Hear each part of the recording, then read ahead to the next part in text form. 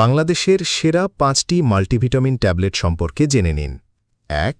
Filwel gold, 2. Bextrum gold, 3. A to Z premium, 4. Supravit G, 5. স্যান্টোজেন।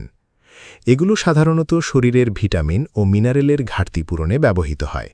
ক্লান্তি, দুর্বলতা, রোগ প্রতিরোধ ক্ষমতা কমে যাওয়া, চুল ত্বকের সমস্যা ইত্যাদিতে এগুলো সহায়ক হতে পারে। তবে মনে রাখতে হবে, সেরা তালিকা সবার জন্য একরকম নাও হতে পারে।